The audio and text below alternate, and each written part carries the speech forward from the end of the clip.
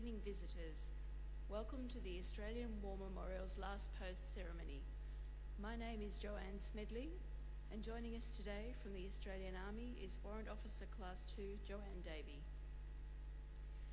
We warmly welcome the family of Private Cecil James Baxter, whose story will be told shortly.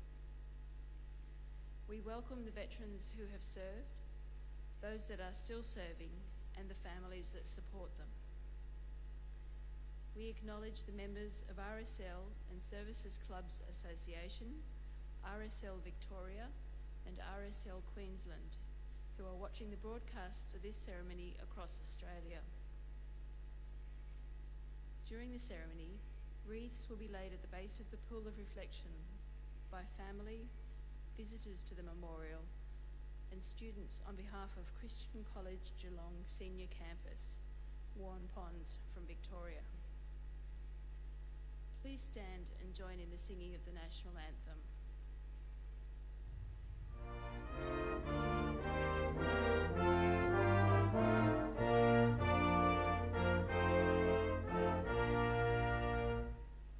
Australians, oh, let us rejoice, for we are young and free.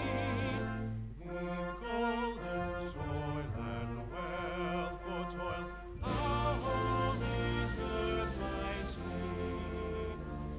Our land abounds in nature's gifts, of beauty rich and rare.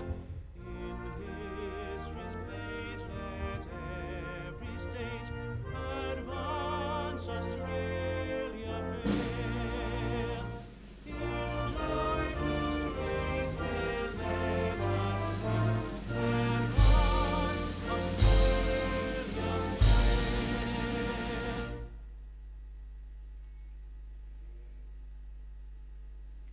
The Australian War Memorial was the vision of Charles Bean, Australia's First World War official historian. Bean landed with the Australian troops on Gallipoli and stayed with them at the front through to the end of the war. The idea of this national memorial and museum came to him at Pozières, France, in the depths of the bloody fighting of 1916. Bean's idea was that this would be a place where families and friends could mourn loved ones buried in faraway places. It would also be a place that could help all Australians understand what these men and women had endured and what they had done for us. Bean's vision, to which we remain true, is best expressed as inscribed in the entrance to the memorial's galleries. Here is their spirit in the heart of the land they loved, and here we guard the record which they themselves made. Tonight we will read the story behind just one of those on the Roll of Honour, which lists the names of more than 102,000 men and women who have given their lives for us in war and operations for more than a century. But first we present a lament, Flowers of the Forest. Wreaths or floral tributes will now be laid at the base of the Pool of Reflection.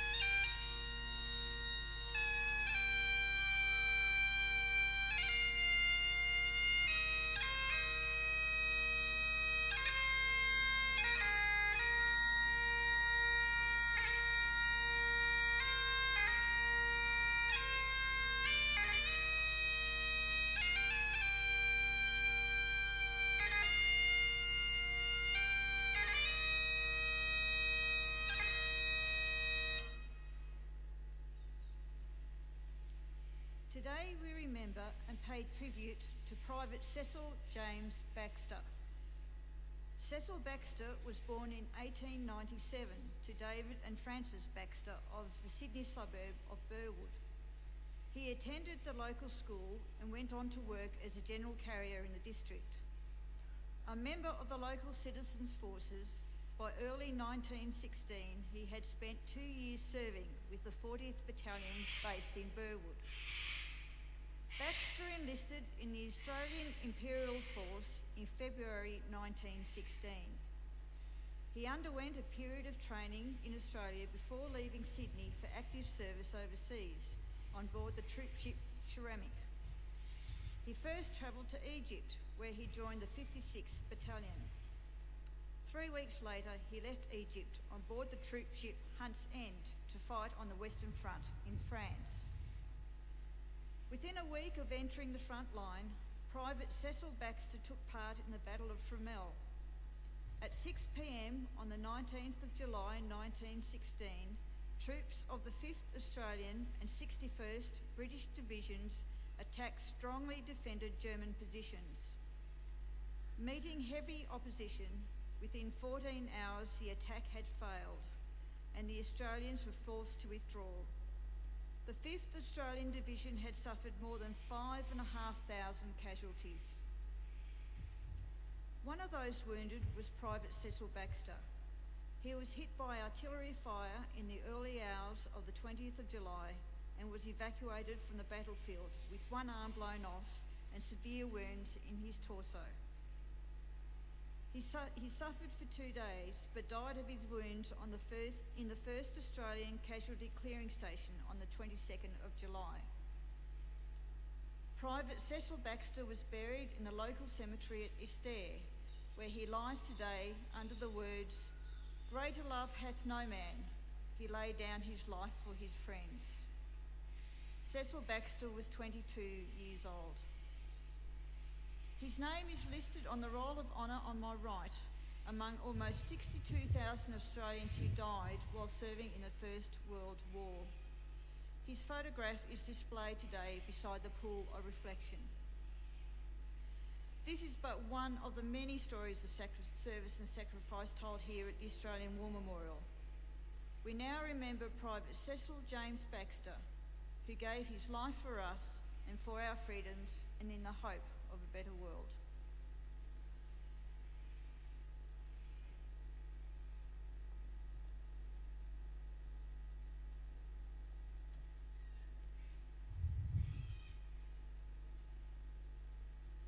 They shall grow not old as we that are left grow old.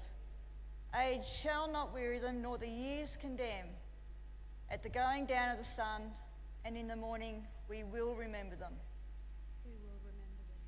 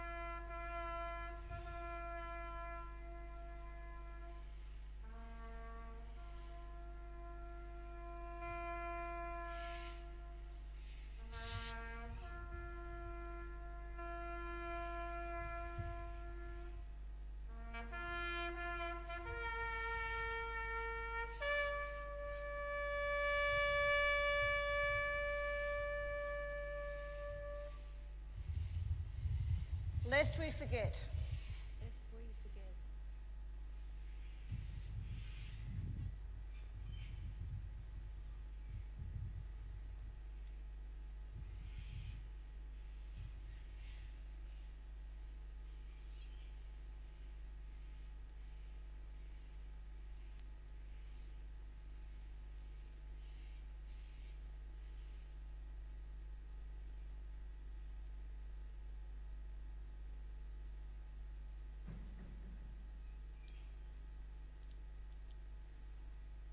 this evening with the words of the memorial's founder, Charles Bean.